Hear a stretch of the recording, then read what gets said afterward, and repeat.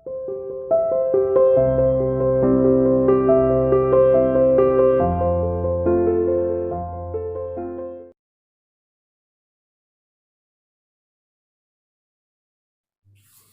morning everyone. Welcome to CR International School. Today we will continue our chapter that is cell structure and function. देखो इस chapter को हम almost complete कर चुके हैं. ये जो है इस चैप्टर का लास्ट टॉपिक है and the topic is prokaryotic and eukaryotic cell. ठीक है, प्रोकैरियोटिक और यूकैरियोटिक जो सेल है उसके बारे में हम क्या करेंगे, यहाँ पे स्टडी करेंगे. अब देखो प्रोकैरियोटिक सेल और यूकैरियोटिक सेल होते क्या हैं. जो प्रोकैरियोटिक है देखो एक ग्रीक वर्ड से फॉर्म हुआ है. It is combination of two words. सबसे पहले क्या है, प्रो और दूसरा क्या है, कैरियोन. ठीक है, प्रो एंड कैरियोन, यहां से क्या बना है, प्रोकैरियोटिक सेल. अब अगर ग्रीक में हम इसका मीनिंग देखें तो प्रो मीन्स होता है primitive. Pro means primitive and carrion means nucleus. ठीक है, Pro means primitive and carrion means nucleus. तो देखो primitive क्या है, primitive nucleus. इसका मीनिंग क्या हुआ, primitive nucleus. तो क्या मतलब है primitive nucleus का. देखो primitive nucleus का मतलब है कि ऐसा न्यूक्लियस जो अपनी primitive स्टेज में हो, मतलब उसकी अच्छी तरीके से डेवलपमेंट ना हुई हो. ठीक है, वेल ऑर्गेनाइज्ड जो न्यूक्लियस है वो प्रेजेंट ना हो, तो उसको हम क्या बोलते हैं, प्रोकैरियोन या प्रोकैरियोटिक सेल. ठीक है, तो प्रोकैरियोटिक जो सेल होती है, दीज आर दो सेल्स, ऐसी सेल्स जिनके अंदर वेल डिफाइंड न्यूक्लियस नहीं होता है, उनको हम क्या कहते हैं, प्रोकैरियोटिक सेल कहते हैं. ठीक है, so what are prokaryotic cell? The cell in which nucleus is not well organized. ठीक है, they do not have well organized nucleus. जो न्यूक्लियस है वो well developed नहीं होता है, पूरी तरीके से उसकी डेवलपमेंट नहीं हो रखी होती है. That is called prokaryotic cell. Now, what is the next point about prokaryotic cell? देखो जो प्रोकैरियोटिक सेल है उसके अंदर ना ही तो वेल ऑर्गेनाइज्ड न्यूक्लियस होता है. क्यों नहीं होता है, because they do not have nuclear membrane. ठीक है, प्रोकैरियोटिक सेल में देखो न्यूक्लियस तो होगा बट न्यूक्लियर जो मेम्ब्रेन है, जो मेम्ब्रेन न्यूक्लियस को कवर करती है, दैट इज एब्सेंट. ठीक है, तो प्रोकैरियोटिक सेल में क्या है, nuclear membrane is absent. Now what is the next thing, it lacks cell organelles like mitochondria, endoplasmic reticulum, chloroplast, lysosomes etc. It means इस तरीके के जो सेल हैं उनके अंदर सारे के सारे जो सेल ऑर्गेनेल्स है दे आर नॉट प्रेजेंट. ठीक है, सारे सेल ऑर्गेनेल्स यहाँ पे प्रेजेंट नहीं होते हैं, कुछ जो सेल ऑर्गेनेल्स है वो यहाँ पे एब्सेंट होते हैं. इट मीन्स ये जो सेल है ये अपनी डिफाइंड फॉर्म में नहीं होता है ना, इसकी पूरी की पूरी डेवलपमेंट नहीं हो रखी होती है. So such type of cell is called prokaryotic cell.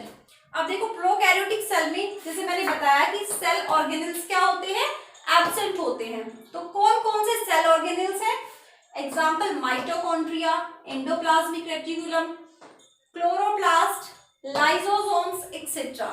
So these cell organelles are absent in prokaryotic cell. Now, what are the examples of prokaryotic cell? देखो जो प्रोकैरियोटिक सेल है, अगर उसके अंदर सेल जो है अगर वेल डिफाइंड नहीं है तो इसका मतलब क्या है, कुछ ऐसे ऑर्गेनिजम्स ही होंगे इसके अंदर जो वेल डिफाइंड नहीं होते. तो एग्जाम्पल क्या है प्रोकैरियोटिक सेल का, bacteria and blue green algae. Bacteria and blue green algae, देखो ये क्या है, बिल्कुल माइन्यूट ऑर्गेनिजम्स होते हैं. ठीक है, माइक्रो ऑर्गेनिजम्स होते हैं ये. तो इनमें क्या है, कंप्लीट सेल जो है वो वेल डिफाइंड नहीं होता है, यहाँ पे न्यूक्लियस जो है वो फुल्ली डेवलप्ड नहीं होता है, इसलिए these are included in prokaryotic cell. ठीक है, प्रोकैरियोटिक सेल में इनको इंक्लूड किया गया है. अब जैसे मैंने बताया कि टू टाइप्स ऑफ सेल्स होते हैं, one is and the other one is eukaryotic cell. ठीक है, प्रो मीन्स क्या है, प्रिमिटिव, मतलब जो न्यूक्लियस है वो अपनी प्रिमिटिव फॉर्म में है, वो अर्लियर स्टेज में है, अभी उसकी फुल डेवलपमेंट नहीं हुई है। सिमिलरली यूकैरियोटिक की बात करें तो यू का मतलब होता है, देखो यू एंड कैरियोन। ठीक है, दो वर्ड से मिलके बना है यू एंड कैरियोन। कैरियोन हमने अभी पढ़ा, कैरियोन means nucleus, but you means true. ठीक है, तो यूकैरियोटिक जो सेल है उसके अंदर क्या होगा, ट्रू न्यूक्लियस इज प्रेजेंट। ठीक है, जो ट्रू न्यूक्लियस प्रेजेंट होगा, ट्रू न्यूक्लियस का क्या मतलब है, वेल डिफाइंड न्यूक्लियस प्रेजेंट होगा यहाँ पे, मतलब न्यूक्लियस जो है वो पूरी तरीके से डिफाइंड होगा, पूरी तरह से वेल डेवलप्ड होगा। ठीक है, ऑर्गेनाइज्ड फॉर्म में प्रेजेंट होगा। फॉर एग्जाम्पल न्यूक्लियर मेम्ब्रेन भी होगी, न्यूक्लियोलस भी होगा, न्यूक्लियर पोर, न्यूक्लियोप्लाज्म, जितने भी ऑर्गेनेल्स थे न्यूक्लियस के वो फुल्ली डेवलप्ड होंगे। तो इस तरह के सेल को हम क्या बोलेंगे, यूकैरियोटिक सेल। ठीक है, in which true nucleus is present, और we can say well organized nucleus is present in eukaryotic cell.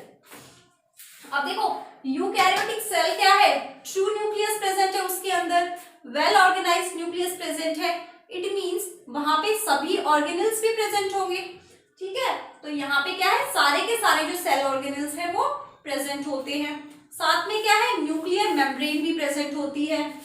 Now what are the examples, देखो जो ब्लू ग्रीन एल्गी और जो बैक्टीरिया है उनके अलावा जितने भी ऑर्गेनिजम्स हैं वो किस में आते हैं, यूकैरियोटिक सेल्स के अंदर आते हैं। ठीक है, for example plants, animals, human beings, ये सभी किस्म, fungus, protozoa, these are included in eukaryotic cell. इनको किस में इंक्लूड किया गया है, eukaryotic cell. So these are the two types of cell, prokaryotic cell and eukaryotic cell. यहीं पे क्या है, ये चैप्टर जो है फिनिश होता है। This is the last topic of this chapter. तो इस चैप्टर में हमने सबसे पहले क्या पढ़ा था, सेल क्या होते हैं। ठीक है, what are the parts of cell, who discover cell, who discover cell, Robert Hooke. ठीक है, सबसे पहले कहां पे डिस्कवरी की थी, कैसे की थी, कौन से सेल के अंदर, कॉर्क सेल्स। पढ़ाया था आपको फर्स्ट क्लास में, रॉबर्ट हुक ने क्या की है, सेल की डिस्कवरी की। ठीक है, तो हमने सेल ऑर्गेनेल्स के बारे में स्टडी किया है, उनके फंक्शंस के बारे में स्टडी किया है इस चैप्टर में। इट मींस एक सेल जो होता है, चाहे वो प्लांट सेल हो या एनिमल सेल हो, उसकी कंप्लीट इंफॉर्मेशन जो है आपको समझ आ गई होगी, आपको पूरी इंफॉर्मेशन आपको मिल गई है। ठीक है, so this is up to here. This chapter is finished. Now in the next class we will start